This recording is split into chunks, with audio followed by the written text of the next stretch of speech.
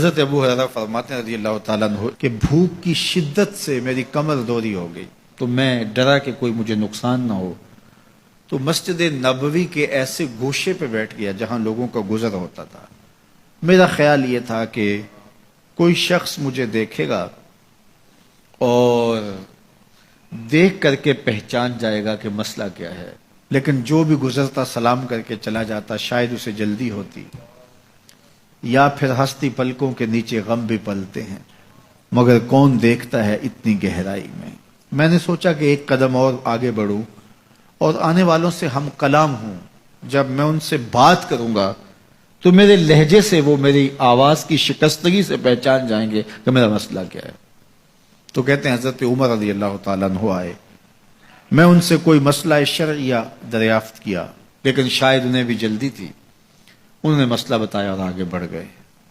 میں پریشان تھا کہ حضرت سیدنا صدیق اکبر رضی اللہ تعالی عنہ آئے، میں نے ان سے بھی قرآنی آیت کے بارے میں سوال کیا، لیکن وہ بھی جلدی میں تھے اور انہوں نے بس آیت بتائی اور آگے گزر گئے۔ تو فرماتے ہیں کہ میں ایک عجیب کیفیت میں مبتلا بیٹھا تھا کہ ایک جانب سے روشنی اٹھی اور دل و قلب و نگاہ کا مرشد اولین آ گیا۔ تو کہتے ہیں حضور آ گئے،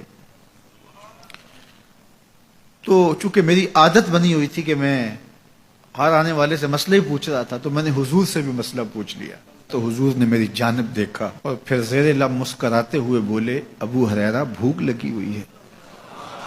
میں نے کہا جی حضور مجھے بھوک لگی ہے۔ کہا میرے پیچھے آ جاؤ۔ حجرات اقدس کی قربت میں حضور پہنچے تو اہل خانہ کو آواز دی کچھ کھانے کے لیے ہے؟ تو انہوں نے کہا دودھ کا ایک پیالہ ہے۔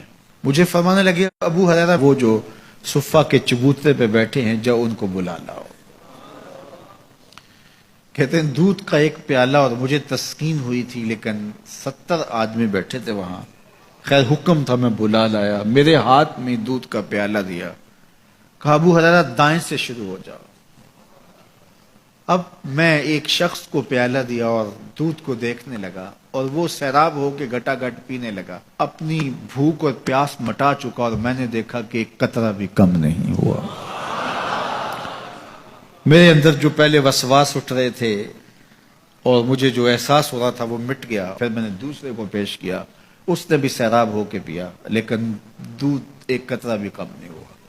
پھر میں نے تیسرے کو دیا، چوتھے کو دیا، 70 آدمی دودھ پی گئے، لیکن دودھ میں سے ایک قطرہ بھی کم نہیں ہوا۔ لگتا تھا رب نے اس دودھ کا تعلق حوض کوثر سے جوڑ دیا۔ تو حضور نے فرمایا ابو ہریرہ، میں نے کہا جی حضور۔ فرمایا کون باقی؟ میں نے کہا حضور ایک آپ باقی اور ایک میں باقی۔ تو فرمایا اب تم پیو۔ تو کہا کہ میں نے دودھ پیا اور خوب سیراب ہو کے پیا۔ حضور نے فرمایا اور پیو، میں نے اور پیا۔ پھر فرمایا اور پیو۔ میں نے کہا مجھے قسم ہے اس ذات کی جس نے آپ کو حق کے ساتھ مبعوث کیا ہے، میرے میں ایک قطرے کی گنجائش بھی نہیں ہے۔ حضور نے میرے ہاتھ سے دودھ لیا اور خود نوش جاں کرتے ہوئے فرمایا ساقی القوم آخرہم شربا، قوم کا جو ساقی ہوتا ہے وہ آخر میں پیتا ہے۔ تو دودھ کا ایک پیالہ 72 لوگوں کے لیے کافی ہو گیا۔ یہ صحیح حدیث کے اندر حضور کا معجزہ موجود ہے، آپ نے بارہا علماء سے سنا۔ لیکن اس تربیتی عمل سے بھی کبھی غافل نہ ہونا کہ 2 جہاں کا سردار ہے اور 71 آدمیوں کا جوٹا نوش جان کر رہا ہے۔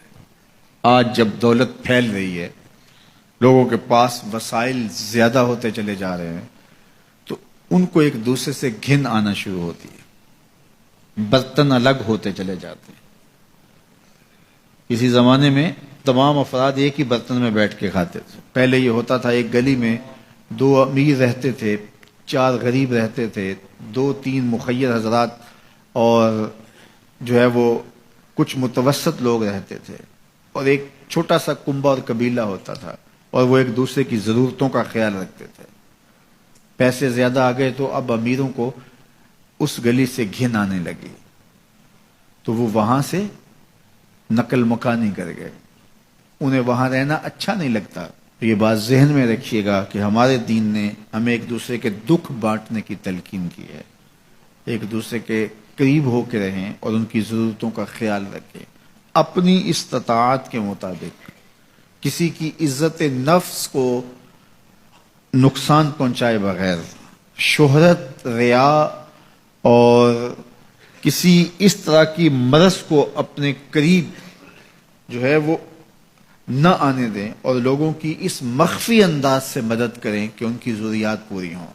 بلکہ میرے حضور نے ارشاد فرمایا، جس شخص نے صدقہ کیا اور اتنے مخفی انداز میں کیا کہ جو دائیں نے خرچ کیا بائیں کو خبر نہیں ہوئی، جب بائیں کو خبر نہیں ہوئی تو ہمسائے کو خبر کیسے ہوگی؟ لیکن یہاں تو 7 اخباروں میں خبر چھپتی ہے کہ فلاں صاحب نے فلاں غریب کی بیٹی کی شادی کی ہے۔ ذرا سوچ، اگر یہاں تیری بیٹی کھڑی ہوتی تو تیرا روح سخن کیا ہوتا۔ لوگوں کی غربت کا مذاق نہ اڑاؤ، لوگوں کے جذبات سے کھیلو نہ۔ اللہ نے اگر آپ کو کچھ عطا کیا ہے تو پھر لوگوں کی ضرورتوں کو پورا کر